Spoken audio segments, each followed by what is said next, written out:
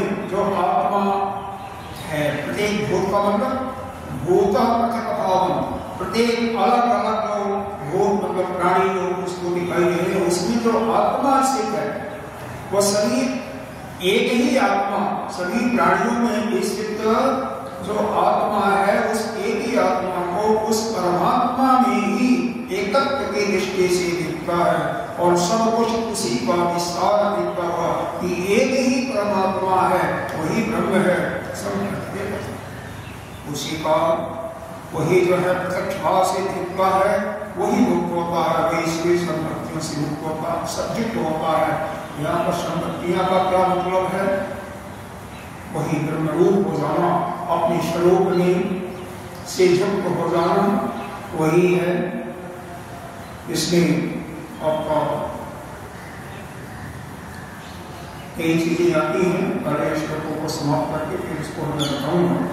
क्योंकि भूताकाश, चित्ताकाश और चिदाकाश, उसके पहले संबंधों का भी विश्लेषण हम करेंगे, लेकिन इसके पहले 2-3 श्लोक इसको समाप्त कर लेते हैं, फिर इसको हम करेंगे। अगला श्लोक क्या है? अनादित्वा निर्गुणत्वा परमात्मायं अव्ययः शरीरस्थो विकौन्तेय न भवति न लिप्यते। वो परमात्मा क्या है, कैसा है? अनादित्वा, अनादि स्वरूप, उसका कुछ पता नहीं कब से है, यानी जन्म मृत्यु से परे, न तो उसका जन्म है न परे, आपका भी जन्म और मृत्यु नहीं है। अगर बेशक जीवत्व भाव भी है और अगर अपनी को शरीर से नाता भी जोड़ रखे हो तो भी आपका जन्म नहीं है।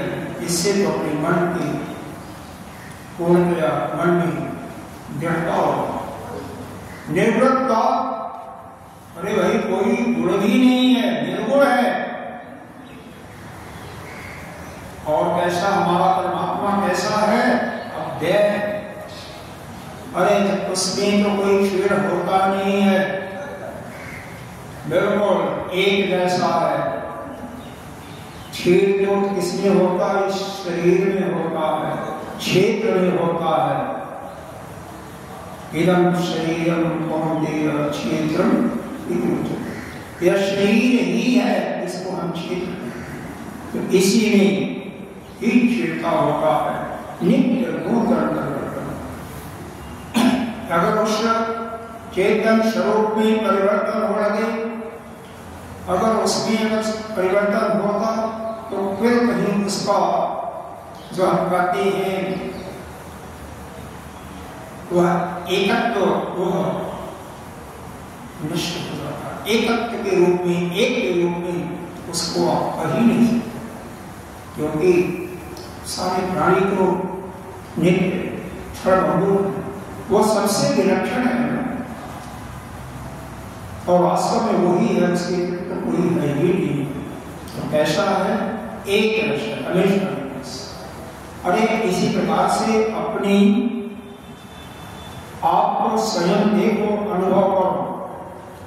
आप जैसे छोटे से बच्चे रहे होंगे जिस रूप में थे, क्योंकि आप ही तो निर्गुण निराकारी हैं। अगर जीव भी मानते हैं तो सगुण हुए और निराकारी हैं, कोई देख नहीं सकता। गुण है, एक बुद्धि है, उसके द्वारा वो प्रदर्शित हो रही है, अलग बुद्धि बड़ी है, लेकिन उस चैतन्य के प्रकाश से प्रकाशित, इसकी शक्ति से प्रकाशित हो करके गुणों का प्रबोध करते हैं। तो आप भी तो आपके अंदर कोई परिवर्तन तो नहीं आया। परिवर्तन किसमें आया? शरीर में। आप में कोई परिवर्तन नहीं आया। यह जो जड़ वस्तु है इसी में परिवर्तन आता, और चेतन के अंदर कोई परिवर्तन नहीं। और चेतन क्या? एक ही चेतन है, चैतन्य जो सभी में है। जीव नाम की कोई संज्ञा नहीं है। यह तो हम समझाने के लिए, उपासना के लिए, भक्ति के लिए, अपने को मुक्त होने के लिए, ज्ञान प्राप्त करने के लिए हम वैध भाव का अनुसरण करके जीव की संज्ञा दे देते हैं। नहीं, जीव तो कहीं है ही नहीं। अरे आपके श्रुति में भी यही कहा है कि यह जीव जो है क्या है? उस चैतन्य का, उस आत्मा का एक प्रतिबिंब ही है। जैसे यह परांगा है, हजार घड़े में सूर्य का प्रकाश यदि आता है, हर एक घड़े में अलग अलग द्रव रख दिए गए हैं। किसी में दूध है, किसी में दही है, किसी में घी है, किसी में मदिरा है, किसी में शिरका है, किसी में अन्य कोई चीज है। नाना प्रकार के द्रव हैं और उसमें सूर्य का प्रकाश वह एक ही सूर्य के प्रकाश से सभी प्रकाशित हो रहे हैं। अर्थात इसी प्रकार से वह आत्मा, एक ही आत्मा समस्त भूतों के अंदर निवास करता हुआ शरीर का जो अंतःकरण है वह अलग अलग है, उसमें इसके पिछले जन्म के संस्कार अलग अलग हैं, उन सबको प्रकाशित कर रहा है। तो हर एक संस्कार अलग अलग हमें दिखाई पड़ते हैं, अलग अलग उसके गुण और अवगुण दिखाई देते हैं। जैसे सूर्य के प्रकाश में अगर बर्तन में दही है तो दही का गुण अलग होगा, दूध का गुण अलग होगा, मदिरा का गुण अलग होगा, कोई शिरका होगा वो गन्ने के रस का होगा उसका अलग होगा।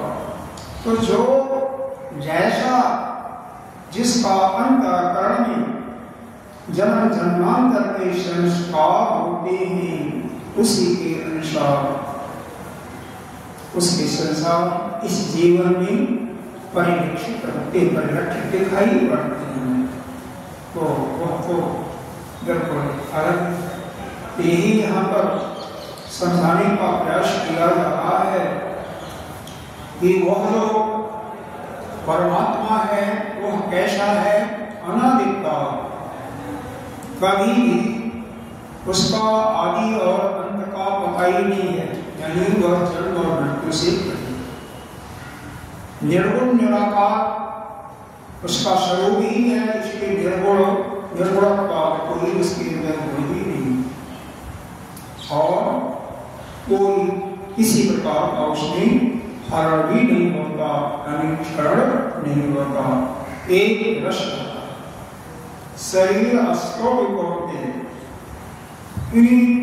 हर एक शरीरों में निवास करता हुआ न करो कि न लिप्यते, न तो उन शरीरों के माध्यम से किए हुए किसी कर्म का वह कर्ता भी नहीं बनता और न तो उनके गुण और अवगुणों से लिप्त होता, यानी असंग उनसे संग नहीं होता।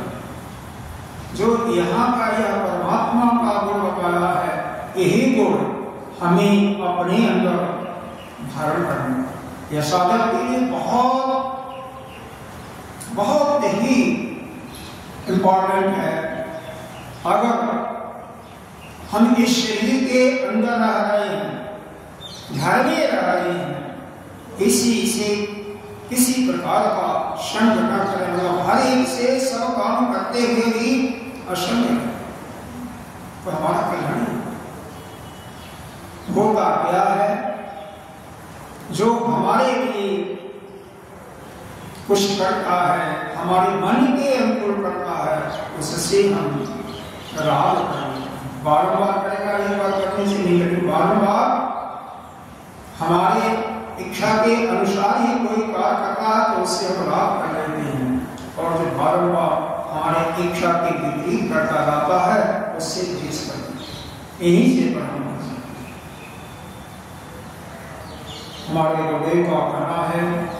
इस बात को तो बहुत गंगा की तरफ से वो कहते हैं, कोई अगर आपको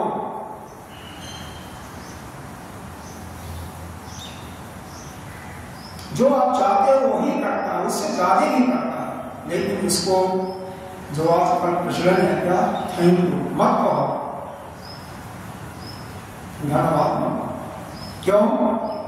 आज तो अच्छा किया है तो कल वह आपके प्रतिकूल करेगा तो उसको दंड भी देना पड़ेगा।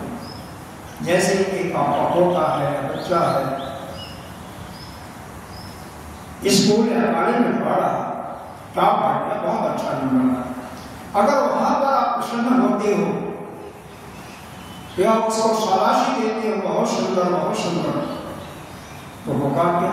हो सकता है अगले परीक्षा में उसके नंबर कम आएंगे तो उसको क्या करोगे, बांटोगे।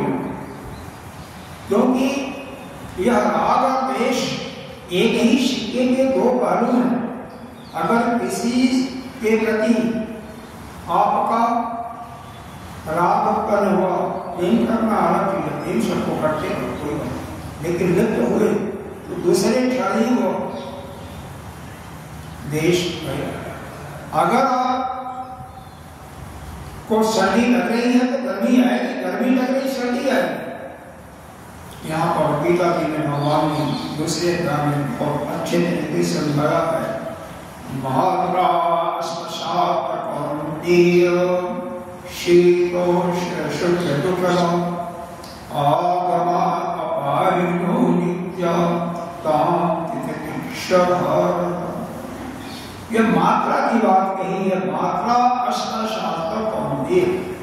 इसमें ज्ञानेंद्रियों के एक गुण का वाक्य बाकी अपने आप ले लीजिए, तो आपको बैठा लीजिए। कौन कौन है? शब्द, स्पर्श, रूप, रस, ये पांचों। जो यह ज्ञानेंद्रियों के माध्यम से इनको आप ग्रहण कर रहे हैं, चाहे दो का दृष्टांत भी दिया, शीत और उष्ण, गर्मी और सर्दी और गर्मी, सुख और भी जितनी भी गंगात्मक चीज हैं वो ले सकती हैं। जय विजय, लाभ हानि, इस प्रकार से जितने जोड़े संसार में आते हैं सभी इसके लिए। लेकिन यह है कैसे? आगमा पाइनो नित्य।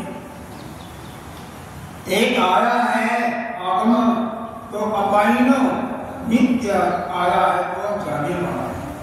जैसे आपके घर में कोई अतिथि आया तो कुछ क्षण में या एक दिन में, 2 दिन में चढ़ा जाएगा, आपके यहाँ हमेशा नहीं। उसी प्रकार से ये जितनी द्वंद्वात्मक चीजें हैं, सर्दी है, गर्मी है, सुख है, दुख है, लाभ है, हानि है, जय है, पराजय है, यह एक पल इसका आया तो दूसरा वह चला जाएगा, फिर दूसरा उसका जो जोड़ा है वो आएगा। इसीलिए काम तितिक्षा आदता, इसलिए ये तितिक्षा है, ये भारत ये अर्जुन इसको सौंपो। और जो शासक इस तितिक्षा को तो किसानी में कुछ कष्ट होता है ना, तो उसको जो चाहता है वही शासक है, वही आगे। तो इस यहाँ पर हमें क्या शिक्षा मिलती है इस श्लोक के द्वारा कि वह परमात्मा न तो जन्म मृत्यु से वह परे है, कुछ करता भी नहीं, कुछ उसके पास बुद्धि नहीं, निर्गुण कैसे होगा? कोई निर्गुण है, कोई उसमें शरण भी नहीं होता, एक रहता है और शरीरों में, सभी शरीरों में रहते हुए आत्मा के रूप में न किसी के द्वारा किए हुए कर्म का वह कर्ता बनता है और न किसी से नहीं।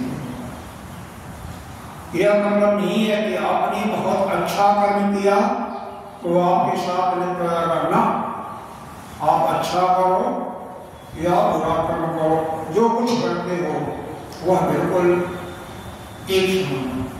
इसी प्रकार से हमें भी करना चाहिए। यह शरीर काम करने वाला है, प्रकृति काम करने वाली है। कल बताया था प्रकृति क्रियमाणानि सर्वाणि, प्रकृति क्रियमाणानि गुणैः कर्माणि सर्वशः अहंकार मूलात्मा कर्ता अहं जीव। तो प्रकृति अपने गुणों के साथ जब सभी कार्यों को कर रही है तो हमें कर्तापन का अपमान नहीं लाना चाहिए। तो हमें इस शरीर से, शरीर के जितने संबंध हैं, शरीर के द्वारा जो कार्य किए जा रहे हैं, शरीर के द्वारा जो हम भोगते हैं, शरीर के द्वारा जो जानकारी मिलती है, मन बुद्धि, बुद्धि के द्वारा जानकारी मिलती है ना, इन सब से हम अलिप्त हैं, इनसे कोई अपना मतलब न रखे। यह शरीर का होता हमारा नहीं, हमने न किसी कार्य को किया। अगर ऐसा जो है उसको कभी भी पाप पुण्य करने का कोई सवाल ही नहीं। जैसा वो करेगा फल तो उसके अनुसार मिलेगा, लेकिन उससे वह बिल्कुल अलग रहेगा। तो वही वह तो उसका अंतःकरण ही जीरो हो जाएगा, तो पाप पुण्य कहाँ मिलेगा? जो कर्म किया हुआ इकट्ठा है सब कुछ नष्ट हो जाएगा, क्योंकि जब तक जीवन प्रभाव नहीं है तभी तक वो पाप पुण्य के। लेकिन आसान नहीं, बहुत मुश्किल है। अरे एक कोई अगर खाते हो वो तो छोड़ना बहुत मुश्किल होगा, इतना आसान नहीं महसूस होगा। चाय पीने की आदत को छोड़ नहीं सकते हो, छोड़ जाता नहीं छोड़ता। हमें तो बढ़िया बढ़िया चीज चाहिए, अमुक प्रकार की ही सब्जी चाहिए, ऐसे ही बनी होनी चाहिए। तो यह उससे हम लिप्त हैं, उसका हमें संग हो गया है, उसकी आसक्ति हो गई है अच्छी सब्जी खाने की, अच्छी रोटी खाने की। बिना उसके तो हमारे अंदर नहीं जाता है, तो हम असंग कहाँ से हैं? असंग का और कम से कम और क्या कहा जाए, हमारे जैसे संग हैं वही असंग नहीं होगा। उनको भी पकड़ा बढ़िया चाहिए, भोजन भी उनकी अनुसार ही चाहिए। तो गृहस्थों की बात ही क्या है? इसका मतलब इस शरीर से वह अलग नहीं है, वह अलग नहीं। शरीर से चिपके हुए, तभी तो शरीर के इच्छाओं को वो अपना मान बैठे हैं। जो अंतःकरण को अच्छा लगता है उसको अपना मान करके कि हमें अच्छा लगता है, इसीलिए तो चिपके हुए। वैसे कबीर दादी ने कहा है ना,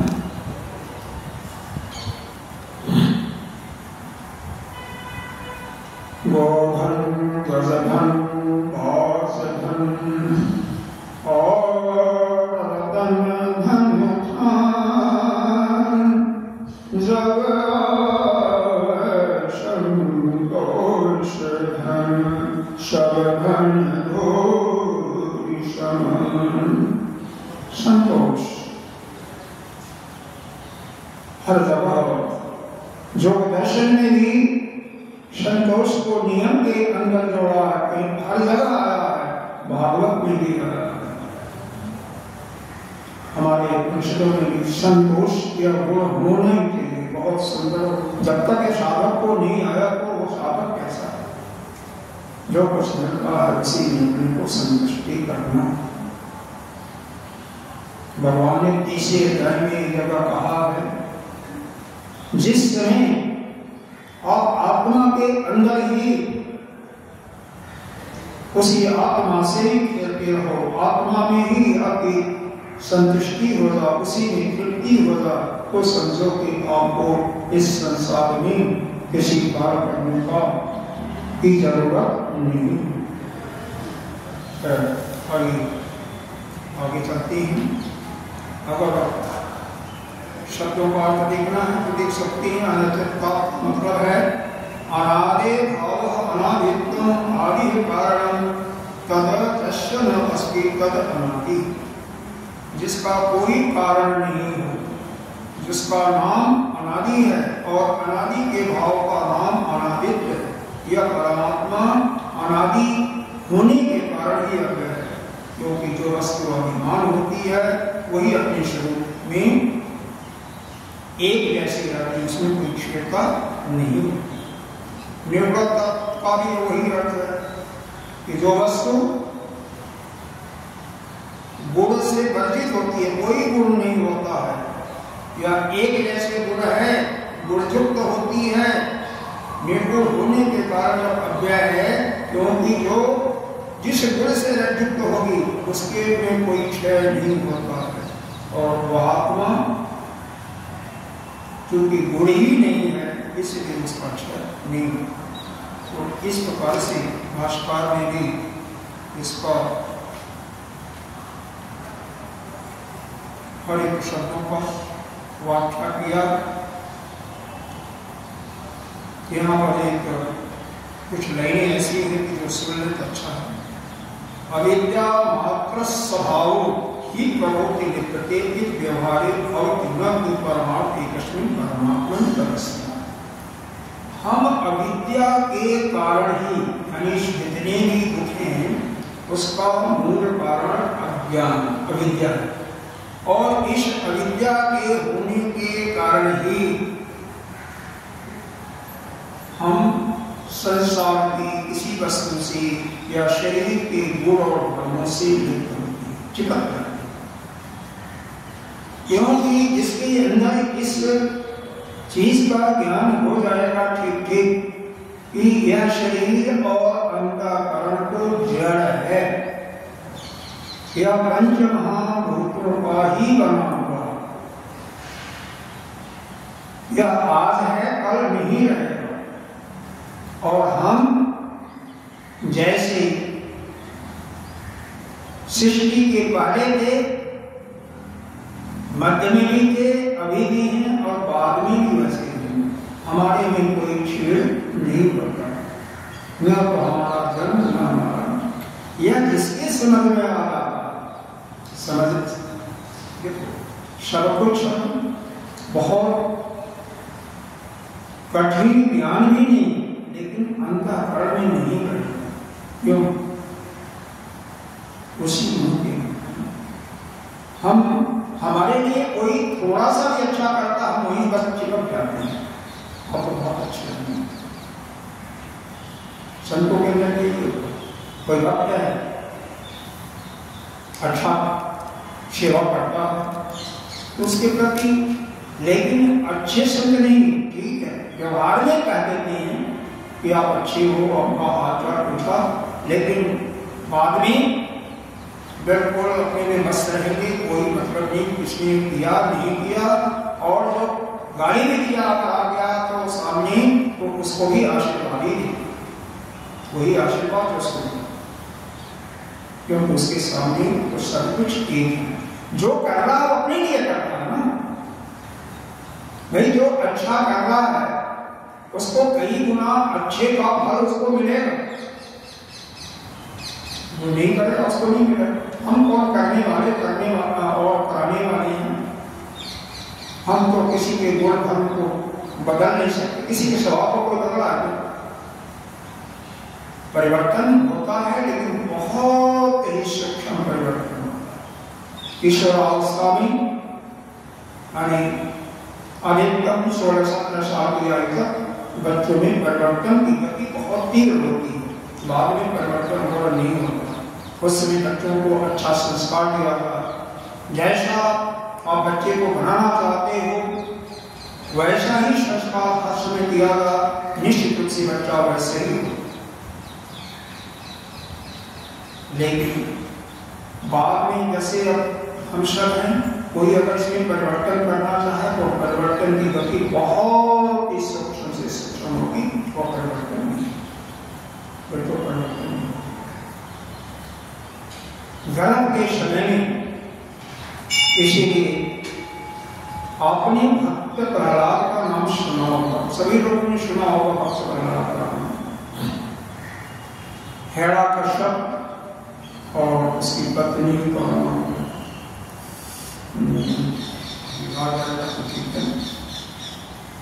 हिरण्यकश्यप असल में तपस्या करने के लिए गया था, किंतु विष्णु को अपना शत्रु मानता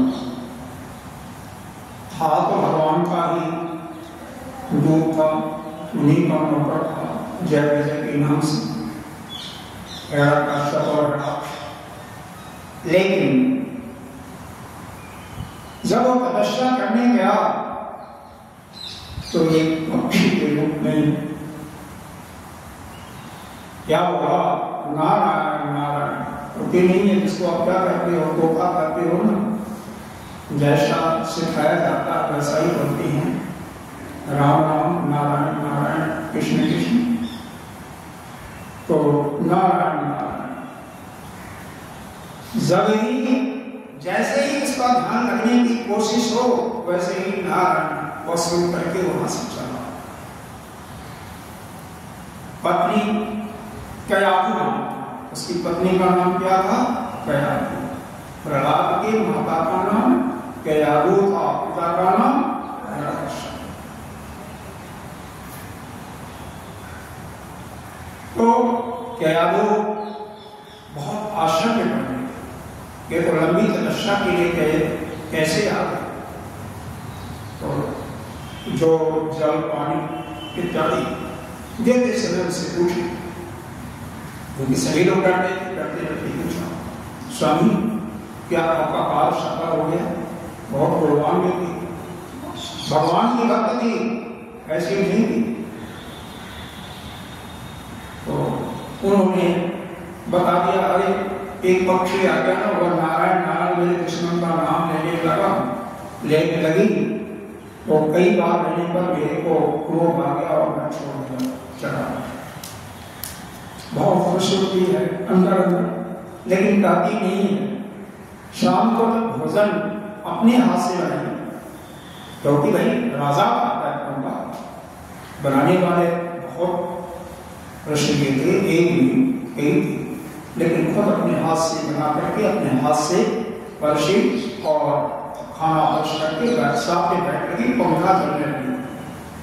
कुछ सालों के पहले जो गांव में रहते होंगे देखते होंगे कि स्त्रियां पंखा चलती हैं, क्योंकि ऊपर वाला पंखा बिजली का नहीं होता। ये तो 40-50 साल से हो गया, 30 साल से वाले शहरों में, गाँव में तो अभी भी नहीं, कई गाँव में दूर दराज के गाँव में अभी भी नहीं। वैसे काफी विकास हुआ, कई जगह हो गया, बिजली नहीं आती है भी तो भी। तो उसने कहा कि अबू ने, स्वामी उस समय में आपने कुछ कहा था, मैं समझ नहीं पाई, हालांकि जानबूझ करके बोल रही है, जानबूझ करके आपने क्या कहा था, क्यों वापस आ गए, फिर वही पकड़ा। ऐसे ही जब वो शाम को सोने गए, तो क्योंकि पति पत्नी के तो साथ में सोने गए, जब 108 बार पूरा हो गया, 1 बार 2 बार 4 बार 10 बार वही करने लगी, पूछने लगी, वही जवाब नारायण नारायण नारायण। और जब 108 बार हो गया, तब दोनों का संगम होता है और फलस्वरूप प्रलाप होता है। तो सोचो, इस प्रकार से जब स्त्री और पुरुष का मिलन होता है तो भगवान का ही नाम लेने में दोनों उसी में मस्त हो जाते हैं, चाहे पैर से कैसे भी। तो भाग जो पुत्र होगा वो क्यों नहीं भगवान का होगा। और फिर जब दूसरे दिन तीसरे दिन हिरण्यकश्यप चला जाता है तपस्या के लिए, दूसरा राजा कोई आक्रमण करता है, परास्त करके बाकी सेना को, पत्नी को भी ले जाता है, और उन्हीं की देवता कर रही थी, नारद जी गीत में छुड़ाते हैं, नहीं इसको आप नहीं लेना सकते हो, यह इसमें भगवान का भक्त पल रहा है, यह मेरे आश्रम में जाएगी, और उसको अपने आश्रम में ले जाती है। और प्रहलाद जी का जन्म भी वहीं पर होता है, नारद जी के आश्रम में। देखो, जिसका बाल का एक संत के सानिध्य में होता है तो इसका संस्कार कैसा होता है, तो ये संस्कारों का बहुत बहुत बड़ा होता है। ठीक है, अब अगला श्लोक हम पढ़ें, थोड़ा सा ये चीज और पढ़ लेते हैं इसमें। अतः ये तस्मिन् अरणार्थ शांत दर्शने स्थितां ज्ञाननिष्ठानां परमहंस परिव्राजकानां तिरस्कृत्य विद्या अव्यवहाराणां कर्माधिकारो अस्ति। इस वास्तविक ज्ञान दर्शन में स्थित हुई ज्ञाननिष्ठ परमहंस परिव्राजक सन्यासियों का, जिन्होंने अविद्या को समस्त व्यवहार का तिरस्कार कर दिया गया। अविद्या और उनके द्वारा जो व्यवहार होते विद्या का मूल है, उसके कारण काम क्रोध लोभ मद सबको तिरस्कृत कर दिया और उनका कर्मों में कोई अधिकार नहीं है। यह बात जगह जगह भगवान द्वारा गीता में प्रदर्शित कर दी।